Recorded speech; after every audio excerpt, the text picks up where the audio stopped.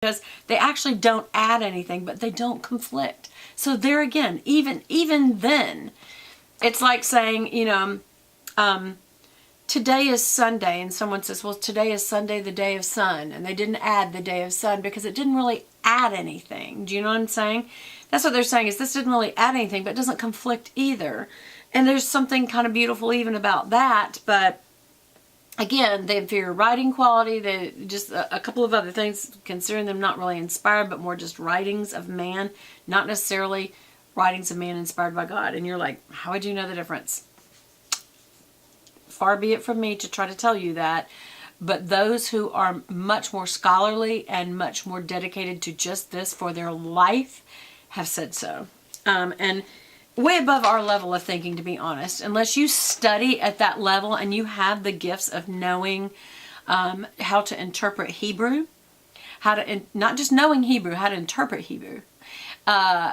Same thing for Greek. Same thing for Aramaic. All of these were languages that these writings were used, and if you can't cross-translate between those different languages, and the people who do these kind of things, who do the translations, are scholar level. They don't just know. They know that they know that they know because they have studied their whole lives for this subject. I say their whole lives, their whole professional lives. Okay, so let's start with the fact that we start out with the original manuscripts. They were 15 BC to 100 AD. That was the original manuscripts. What do I have to say about them? They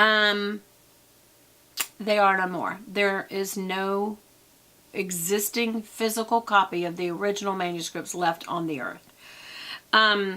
There are 3 left of the early ancient copies.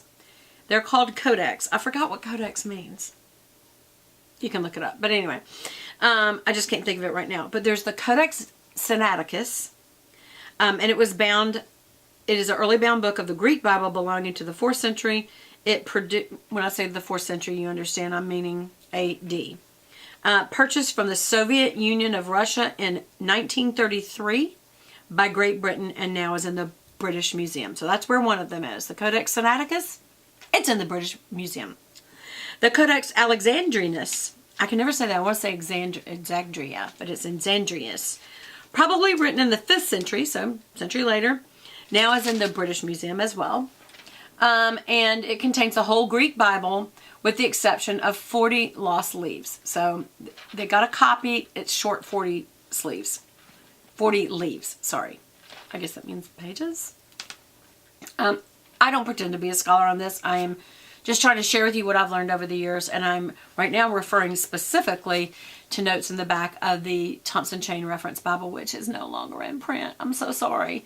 I just gave my original one to my grandbaby. I have one small baby version, like a personal size version, and then this one, and that's what I love about it, is that it has this specific thing in the back. I have many times made copy of this and given it to my friends at Bible studies, or when I was teaching the youth group, I would give it to them and say, learn this. But anyway, the next codex, well, there's only 3, remember, and codexes, again, are the only existing 3 copies on the planet Earth of the original manuscripts. The original manuscripts no longer exist. The final codex is the Codex Vaticanus, and I remember when me and Lance went to Rome, and we went to the Vatican, but we had very little time because the sun was going down. It is kind of a rough area. I mean, thievery is really common there, and so we were like, okay, we need to make sure it's a real taxi, and we need to make sure that we get one to go back rather than try to walk the streets of Italy at night. And it was getting very late in the day. So we missed, right there at the Vatican, and we missed the Codex Vaticanus, even though I'm not sure it's always on display. It may only be sometimes, or it may not be at all for all I know, but it's in the Vatican Library in Rome, Italy. And it was originally contained the whole Bible, but some parts are lost, written probably around the middle of the 4th century. So you have these 3 copies. From those copies, ancient versions and texts exist, and that is the Septuagint, which is a translation of the old Hebrew scriptures into Greek, and they made it to Alexandria about 250 BC. The Pentateuch, I can't say all these really good, y'all. The Peshitta or Syriac, the Vulgate, and the Masoretic. I can't say these words. Masoretic Masoretic text, which is an authoritative edition of the Hebrew scriptures. Okay, I need to slow down. Developed by the Jewish scholars from 500 AD to 950, in which vowel points were first introduced. Because you have to remember, originally it was consonants only in the Hebrew text, and they introduced vowels, and that's where you, it's another whole thing to get into. God's name originally had no vowels in it, and they put vowels in it so that it could be pronounced, but before that, you weren't even supposed to say God's name. You certainly weren't supposed to write it. It was all too holy. But they added vowel points, and that's where we get Jehovah from Yahweh. Okay? That is my understanding. If some of you really are learned on these subjects and you hear me say something that I've got totally wrong, please comment below and say, Beth, you got that wrong. And I will correct it in my next video. I've really studied a lot, and in my salvation experience ever since I was born again, I sought out lots and lots and lots of pastors and lots of teachers, and just kind of dedicated my first 4 or 5 years to just seeking out all the details and all this. So I wouldn't say I'm unlearned completely, but I wouldn't say I'm like a scholar who knows this subject inside and out, because it's all I've ever studied, and that's what they do. Okay, so first of all, the early English versions.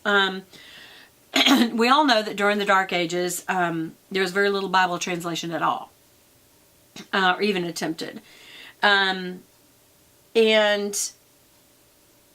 generally, the Word of God was locked up in the Latin language. So if you didn't speak Latin, which they didn't, it was unknown to the common people, then you didn't know the Bible at all.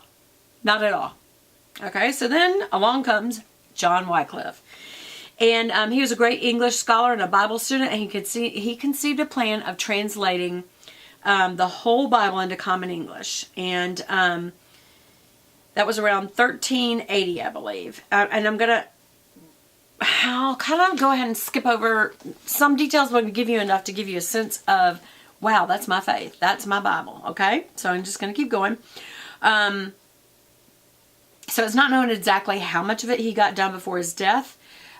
But his friends completed the work after his death, and his work rested primarily on the Latin Vulgate. So let me show you that again. Here is right here. We're looking at, you've got the original manuscripts, the 3 codexes, and then you've got the early copies, the ancient copies, because the early copies were those 3 codexes. Codex Vaticanus, Codex Sinaiticus, and I'm probably saying that wrong, and Codex Alexandrinus. Then you had the ancient copies, and from that, ancient versions and the Vulgate. The Vulgate was AD 400. So you've already got copies of the Bible going before 400. There is no other book of antiquity or ancient writings on the planet that has this kind of timeline, y'all. There's the Masoretic text. Excuse me, I have the hiccups. I'm going to try to choke them down. We're also at the same time. And from that Vulgate, if you'll see this little leg goes all the way up, skipping all this, to the Douay Bible from 1610. Okay? We're not there yet. We're going to stick over to this side where it went from the ancient copies. Another way. You had Tyndale, Coverdale, Matthews, Great, and Geneva. From the Masoretic text, you have Wycliffe, then Tyndale, then Coverdale, then Matthews, then Great, then Geneva. And eventually it gets to the Bishop's Bible and the King James of 1611. Okay, so why am I telling you about all that? Because what's interesting after we talk about John Wycliffe is William Tyndale, who was the next great English translator. He was a reformer, and he was determined that the English common people should have a copy of the Bible in their own language. But because persecution made it impossible for him to do that in England, he crossed over to the continent where the New Testament translation was issued in 1525, and the Pentateuch was issued in 1530. And it didn't rest entirely on the Latin Vulgate, which, we just showed you had already been written at that time. Tyndale was a very capable Greek scholar, and he had access to much of the Greek text of, I can never say this, and I don't want to say it wrong, Erasmus. And he had that which Wycliffe didn't have. So we had John Wycliffe, now we got William Tyndale, and he had access to something that Wycliffe didn't. This is important later, okay? He also had a very fine command of English himself, and so that matters. He was martyred before he completed the Old Testament, and so it's generally thought that he translated the material which appeared later in the Matthew's version, which we're fixing to get up to. Hold on, before we get to that. Okay, so again, we've got John Wycliffe, William Tyndale, and now we're going to Miles Coverdale. So Wycliffe, Tyndale, Coverdale. A friend of Tyndale, he prepared and published a Bible dedicated to Henry VIII in 1535. You got to remember, this is to the king. His New Testament was based largely on Tyndale's copy. He explicitly disclaimed originality, but he used the Latin and other versions as well as Tyndale's as helps for him to do his translating. Then there was the Matthew's Bible. That was 1537. About the same time as the second edition of the Coverdale. Remember, we did Wycliffe, Tyndale, Coverdale, so about the same time. Another translation appeared. Its authorship is somewhat uncertain, though it bears the name of Matthew. So it's called the Matthew's Bible. But it's generally credited to John Rogers, a friend and a companion of Tyndale. This scholar, as it is thought, had come into possession of Tyndale's unpublished translation of his historical books of the Bible. It contained Tyndale's translation in their latest form, but also reflects Coverdale's work. So whoever this guy was, he didn't want to use his own name. Even if it was John Rogers, he used the name Matthew. You got to remember, this was something you didn't do. You didn't translate out of Latin, and they're trying to say, oh, yes, we will. The common people should have a right to read the Bible.